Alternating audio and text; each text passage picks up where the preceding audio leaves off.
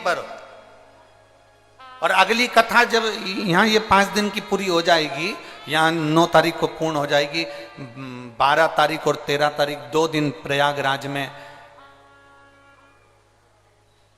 सतुआ बाबा सेवा शिविर में, वहां 2 दिन कथा चलेगी, 2 दिन हम वहां रहेंगे।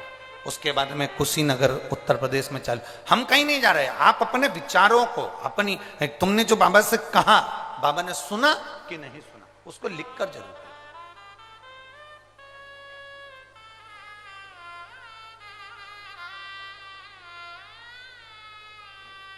उसको धारण जरूर करो।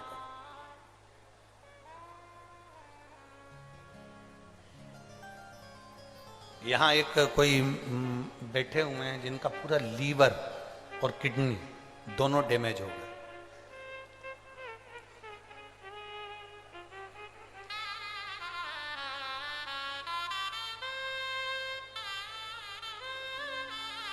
मैं चिंकी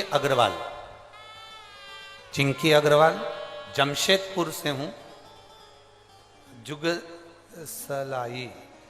सलाई नया बाजार से हूं। मेरे पति का नाम प्रेम अग्रवाल जी है। कहीं बैठी हैं?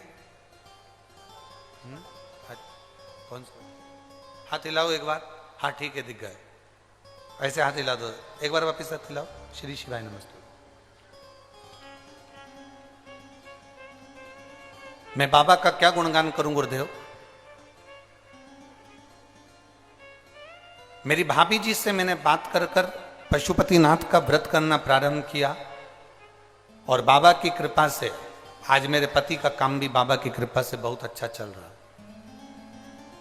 बाबा 5 व्रत पशुपतिनाथ के ऐसे होते हैं गुरुदेव, जो हम बाबा से अपने दिल की बात कह सकते हैं। मैं क्या गुणगान करूं? मेरे लीवर में एक गठान हो गई थी, जो डॉक्टर के हिसाब से ठीक नहीं थी। लीवर डैमेज होता जा रहा था, जिसका फर्क किडनी पर भी पड़ रहा था। अब डॉक्टर के हिसाब से लीवर पर गठान हो जाना, फिर उसको निकलवाना ऑपरेशन द्वारा, और लीवर पर भी उसका इफेक्ट पड़ रहा था। तो करूं क्या? आप कहते हो शिवजी पर 1 लोटा जल चढ़ाया हुआ, उस जल का आचमन करना चाहिए और एक बेलपत्र जरूर खाना चाहिए। बाबा, आज मेरे बाबा के भरोसे पर मैंने जल पीना प्रारंभ करा, बेलपत्र खाना प्रारंभ करा, और दूसरी बार जब जांच कराई तो बाबा की कृपा से मेरी गठान गल गई थी और मेरा लीवर और किडनी दोनों अच्छे थे। मैं बाबा को यहां नमन करने के लिए आया। मैं भगवान भोलेनाथ को नमन करने के लिए। बैठिए बहन, अब ठीक है? दोनों हाथ एक बार हिला दो। श्री शिवाय नमस्तुभ्यं। बैठिए। शिव तत्व की प्राप्ति का केंद्र बिंदु है शंकर पर चढ़ाया गया 1 लोटा जल, और आपका विश्वास, आपकी दृढ़ता, आपका भरोसा। जितनी दृढ़ता, जितना भरोसा, जितना विश्वास आप कर सकते हो करो, वो भरोसा आपको मंजिल तक पहुंचा दे। वो भरोसा आपको भगवान शिव तक पहुंचा देगा। वो भरोसा आपको भगवान शंकर की शरणागति तक पहुंचा देगा। वो भरोसा आपको शिव तत्व तक पहुंचाने का प्रयास करेगा। जितने दिल से आप बाबा को पुकारोगे, उतने दिल से भगवान आपके करीब में आता चले जाएगा, उतने भाव से। शिव कथा कर रही है। वो चंदन जो तुमने बेलपत्री की जड़ घिसकर बनाया, और फिर निवेदन करूंगा, जरा अच्छे से सुन लेना। आप लोग सुनते कुछ और करते कुछ और। जो बेलपत्री का पेड़ सूख गया, ऐसा नहीं कि कोई बेलपत्री के ताजे बेल का या कोई अच्छा बिल्कुल हरा भरा पेड़ हो, उसकी तुम जड़ निकाल लो ना। जो पूर्ण तरह से सूख गया, जो पेड़ आखिरी में कहीं लोग लेकर जा रहे हो, उसकी अगर जड़ मिल जाए तो वो जड़ बड़ी। प्रदोष, 5 प्रदोष या 5 शिवरात्रि, 5 प्रदोष या 5 शिवरात्रि भगवान शंकर के शिवलिंग पर लेपन या त्रिपुंड लगाना, फिर उसको निकाल कर लाना, उसकी गोली तैयार करना। 15 दिन में एक बार उस गोली को भगवान शंकर का पतालेश्वर महादेव का नाम लेकर पाना। पतालेश्वर महादेव का नाम। चलो वो बात भी दूसरी है, हम तो आज की बात करते हैं और कल की बात करते हैं। प्रयास करिएगा, शायद फरवरी की जो शिवरात्रि है वो 8 तारीख को होना चाहिए। शायद फरवरी माह की जो शिवरात्रि है वो 8 तारीख को होना चाहिए। अभी हम कल और अच्छे से पता करके देख के पंचांगवश बताएंगे, ठीक है।